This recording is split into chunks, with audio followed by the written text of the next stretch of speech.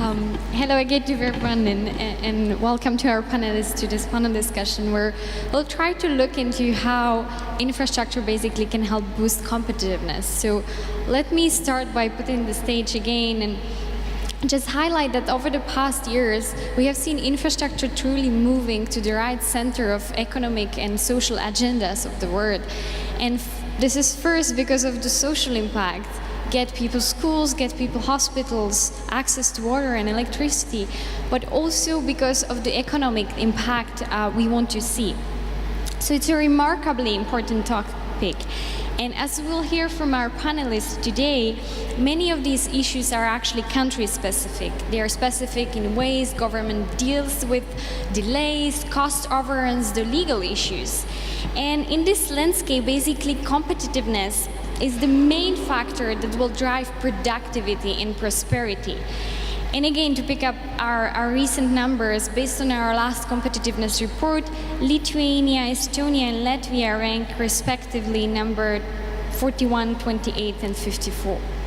I think I mixed the numbers, but you got it. There is room for improvement. So what we are trying to define today is basically the best practices around the world and from different sectors that will allow us to enjoy these built environments in a way we can all prosper, become more competitive, and attract more businesses. And with this, I would like to get straight away to my amazing panel today. And I'll start with you, Mantas Kaušylas. You're the director of Rail Baltica. So Rail Baltica is a greenfield transport project. And I understand that the goal is basically to integrate the Baltic states into the European network. And it's also the largest Baltic infrastructure project in the last 100 years. And I heard something like investment generation of 500 billion. So as a public servant, tell me, there is an element you need to deal with in terms of public perceptions, and also, there are countries where people simply see infrastructure associated with government inefficiencies and waste of public money. So what do we have to do to get public opinion on board with this idea that it will cost money, but it's necessary? Thank you.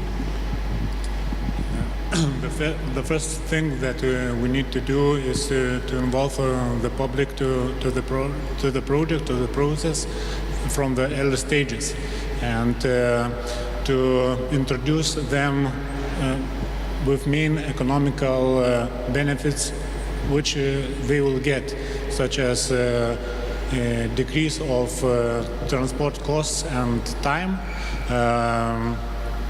also decrease of negative impact to environment, and increase of comfort of the transport services, and increase in GDP of country, and etc.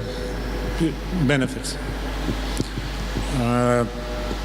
Also, it's important to note that the public should be informed in various instruments, different instruments of the communication, such as internet, 3D visualizations, also public hearing meetings and newspapers, meetings with the communities of the neighboring municipalities, and etc. Thank you, and I think this brings us very nicely to my next panelist, Sergei Guriev. You're the co-chair of the World Economic Forum's Council on New Models of Economic Thinking, and you're also one of our young global leaders. Not so young anymore. Last but not least, you're also the chief economist at EBRD. So EBRD is one of those banks, development banks, that have been historically very involved in the region, and through different channels. I have been reading about EBRD providing loans to improve energy efficiency in Lithuania, or more recently, facilitating the development of Latvian capital market. So tell me, traditionally, what has been the role of your bank in helping the development of the infrastructure in the region? Thank you very much, Katerina. Indeed, infrastructure is one of our key sectors and a major activity of the bank. And I think what is now changing is that we more and more think about greening the infrastructure investment, thinking about sustainable infrastructure investment. I think since infrastructure is a long-term concept, you invest for 20 years, you need to think what's going to happen. And not just because you think about the planet or future generation, but also because you think about stranded assets. If you invest in energy inefficient or environmentally unfriendly technology, these investments may actually be less valuable in 20 years. So even from a business perspective, you need to think about those issues. And that's what we do. And especially in this region, we do much more green investment than in other countries of operations. And the reason for that is, I think, the needs here are still very high. In the forthcoming transition report, we'll have a special chapter on green growth, where we show that despite huge achievements in reducing emissions and improving environmentally friendly investments in these countries, in Baltic countries in particular, there is still much more to be done. We are still not as green as similar countries which don't have communist past. So green investment is very important, and that's what we do. We, together with VIPA, we invest in renovating apartment stocks. We also just invested in a green bond of Lithuanian energy company. Globally, we talk actually together with World Economic Forum, but also with other development banks. We talk about setting standards for green finance and green bonds. So this is a very big issue. Traditionally, we have been longer-term investor than other investors in this region, because this region has been through turbulent times. The crisis in particular was disproportionately painful in the region. And so people usually think about next few years. And this is where we come in. We are additional because we can afford to think about longer term. But once we think about longer term, which is crucial for infrastructure, we also need to think about green. And that's why this is what we do most in countries like Lithuania or neighboring countries. Excellent, and very promising, I guess. I would like to invite a private investor to the conversation. Šarūnas Stepukonis, your partner at BaltCap, and BaltCap is the largest private equity investor in the Baltic region. And recently, actually, you have launched, together with AIB, the BaltCap Infrastructure Fund that will basically specifically invest in infrastructure in the region. From an investor perspective, when it comes to financing Baltic infrastructure, what the problem is? Well, I guess when we speak about infrastructure, the instant thought comes legal framework, and it has to be coherent and trustworthy.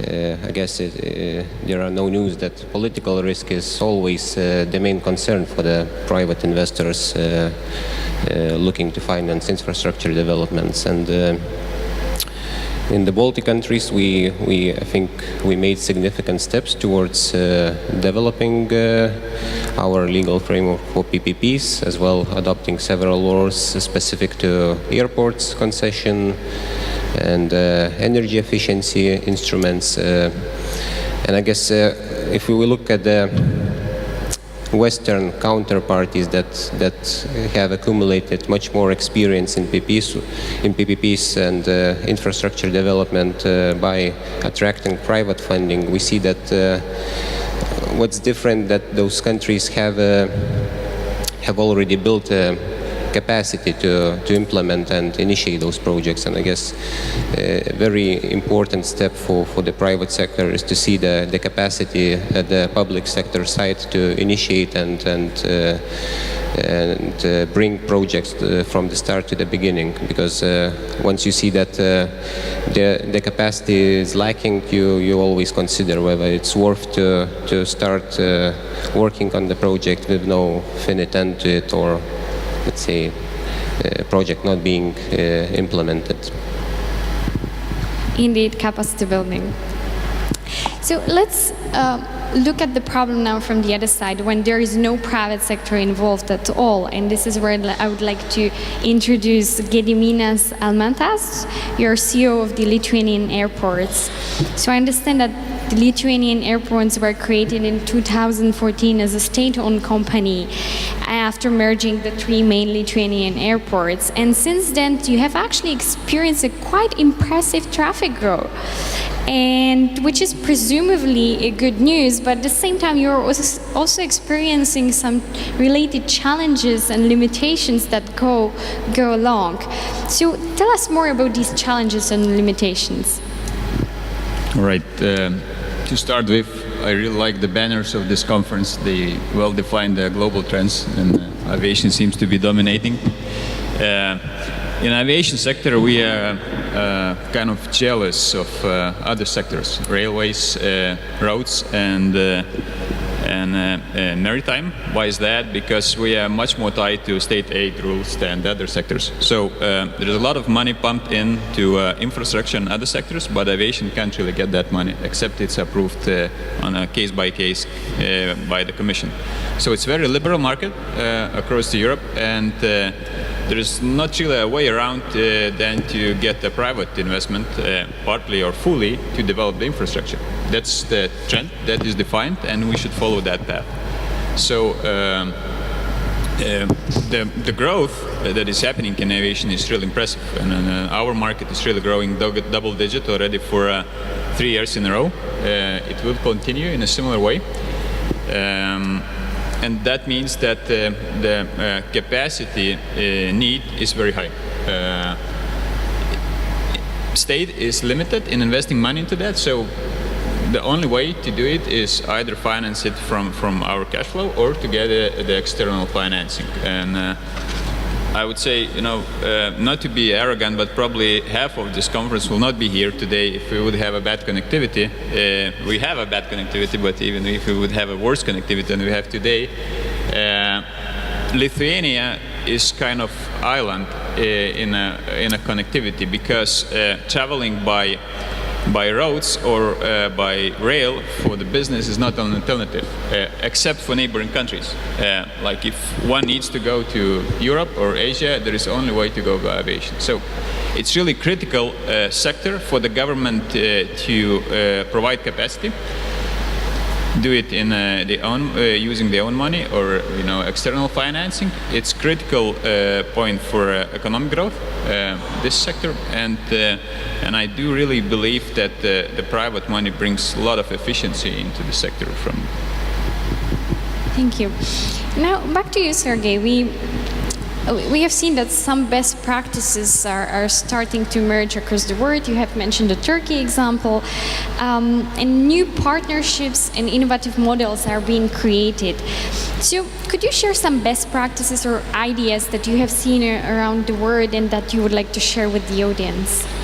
Yes, I think the key here is to be innovative and open to new solutions, and there are many financial instruments that can be adopted from one country to another and can actually promote investment in infrastructure and in a new green way. And one of the deals we are doing in a neighboring country, in Latvia, for example, we are securitizing receivables of energy service companies.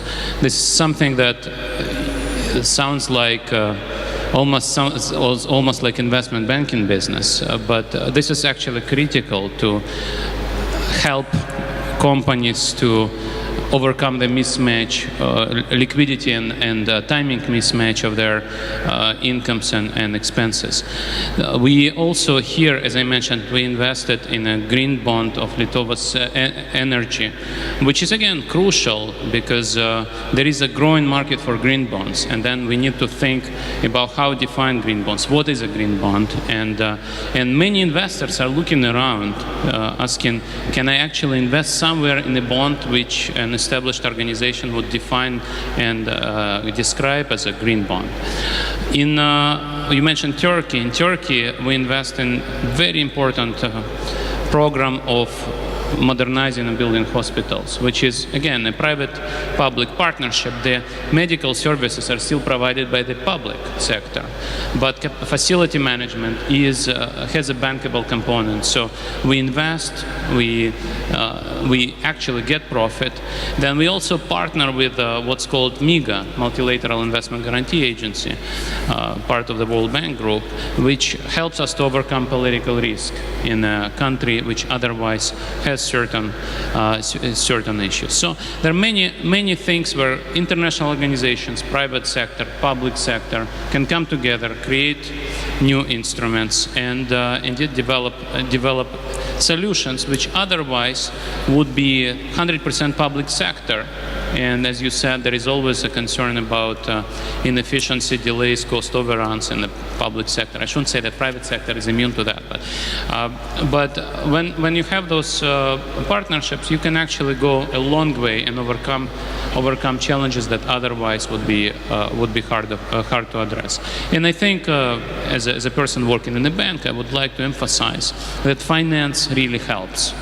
Infrastructure is long-term business, is risky business, and we need to think about innovative financial developments. And in this region in particular, we also think that, and I'm very happy to talk about this on this panel, that we also co-invest with private equity funds, and that is especially true, of course, in information and communication technology, where we co-invest with general partners who then choose projects. We are not in the back seat, but we support the development of equity markets, which is crucial for developing new kinds of infrastructure that otherwise would be hard to develop. Absolutely, and I think you mentioned a very interesting point regarding the blended finance mechanism, which is indeed very, very powerful tool in project delivery. So we heard about best practices. Let's now focus on competitiveness. And what actually, the question we would like to understand is what actually can Baltics countries offer in terms of infrastructure opportunities versus the rest of Central and Eastern European countries. So, Mantas, would you like to comment on that? Yes, Baltic countries are in the prime location of Europe, and they crossed by various different trans-European transport corridors, and they connect three different markets, such as the European Union, Baltic Sea region, and CES. And we believe that Rail Baltica will boost new projects, new developments in terms of transshipment and passenger transportation and cargo transportation. That's all. Gediminas, following the recent approval of the legislation package that basically allows airport concessions in Lithuania, so I understand that concession is now underway, which is a good news. And tell us, what are the expectations in terms of bringing the private investor in? Okay, so I really believe in the success of the concession projects of Lithuanian airports, and we have a great market development. We have a great interest and appetite from the operators and investors. So it seems that the interests are matching from all stakeholders. The other side of this is that in Lithuania we don't really have great successful concession projects. So there is a certain skepticism on a political level. Should we do it? What about strategic importance for national security and so on? All those arguments that really slow the process. Initial legislation allowed only 25 years for the concession, which is pretty short period for the airport concessions of the large scope. Typically it's beyond 30-35 years. So that legislation changed recently. We have unlimited period and that allows much broader, much bigger scope of the concession project of airports that it was initially planned. So initially we've been planning only to upgrade Vilnius airport, in a way add more capacity to existing terminal or build a new terminal. Now we could consider a completely new project with greenfield airport development here. And you know, looking at Europe, there are very few concession projects with the airports in Europe, because that probably, again, there are a lot of political reasons why is happening this way. However, the appetite for investing is very high. It's a great asset to invest. I would invest my money there. So definitely, that's a great asset to invest the airport concession. And I hope that our government will be brave enough to push that project ahead. Well, we will follow that case very closely then. Finally, Šarūnas, so there are very few investable projects, but I would be curious to know, again, from an investor perspective, how does an investable project looks like? I guess when we look at the pipeline of the projects, first of all, we want to see the main premise of infrastructure is that the asset would provide the essential service in terms of economic or social benefits to the country that is implementing it. And starting from that, if we see those economic benefits or social benefits to the country, we start digging deeper. Then we start to look at the counterparty, which counterparty is doing the project, their track record when they implement similar projects, and their creditworthiness, whether they would be able to complete the contract from their side. I guess political risk, again, if you're dealing with municipalities or governments, we have a lot of good and bad examples. Probably the practical example is renewable sector in Poland now, where they are launching tenders for solar panels, but just not a while ago they got the green certificates for the wind energy. So the track record, not only for us as an equity investor, but for the banks, international financial institutions, and private investors is an issue. And I guess when you look at the contract, you want to have a balance. It means it has to be a balanced risk-sharing matrix, which means that none of the sides has advantage, because when you're dealing with governments and politicians, they change every 4 or 5 years, and if there is no balance, then the new government most likely will renegotiate the contract, or will suddenly cut the tariff that you thought initially it was too good. Indeed. Before we wrap up, I have one follow-up question, which is a very simple one at the same time. It's the toughest one. I will ask all my panelists to give one word to define a PPP. Maybe starting with you, Mantas.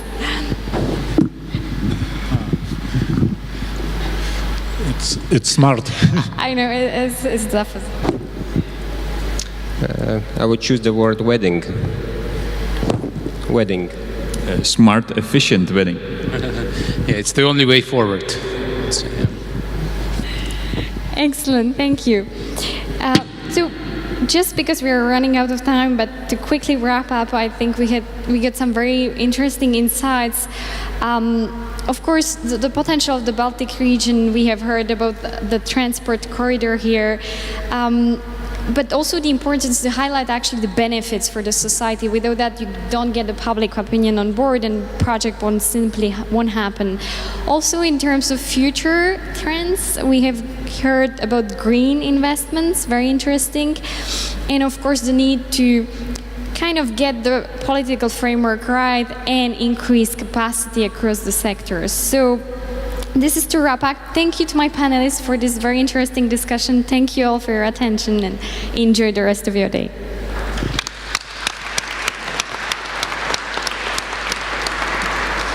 Big thanks to Katerina, Labrousse, and all the panelists. And now I believe it's time to continue our discussions in a less formal setting over lunch. Oh, we have a question. Okay. Matti from EBRD, and I thought I'd take the opportunity, although we're colleagues with Sergei, this wasn't pre-agreed, But I just thought it would be a good opportunity. I often get asked the question, how does Russia, how does it affect what's happening going forward? And as we've heard, transport is a big investment object. We need to invest a lot in transport in the Baltics. Now, most of that is very dependent on traffic from Russia, be it roads, be it railways, be it shipping. It's all sort of Russia, Kazakhstan, Belarus. Now, any sort of a short sort of view on what's going to happen in the sort of next 5 years in that relationship, say EU and Russia? Sorry. It's a question for me, right? So I think there is a consensus in Russia and outside of Russia that Russia will continue to grow very slowly, between 1% and 2% in the next few years.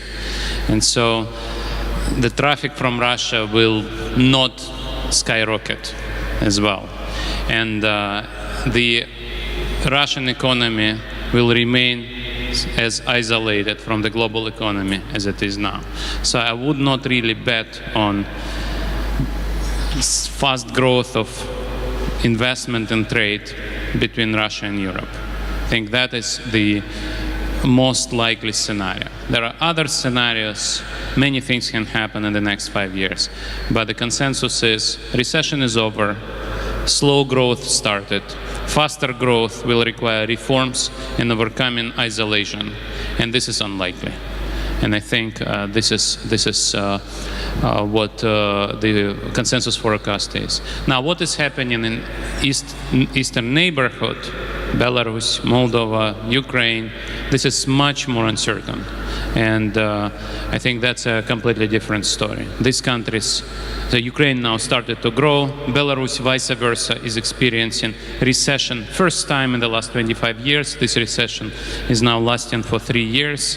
Whether Belarus will actually move from state-dominated model to model based on private sector and foreign investment, this is what we hear from the leadership. This is what is in our country strategy. But so far, privatization has not started. It's supposed to start this year, but it's not started yet. So we remain optimistic. If that happens, Belarus will be much more open to Europe. And of course, Ukraine will integrate much more into European economy, simply because it has no other choice. Thank you. If I just can add a flavor of aviation, you didn't mention aviation, that's absolutely correct. Like from our perspective, it doesn't make more than 5% of traffic from Lithuania. However, what is happening is the eastern countries, they get into the liberalization mood in the sky. What that means that low-cost segment, which is very much boosting the traffic, goes east. So Ukraine is started with Ryanair. Wizz Air is flying to Moscow now, and that will only increase the traffic, except the countries will decide to close the airspace, but it's not likely to happen. Thank you. Big round of applause to our panel.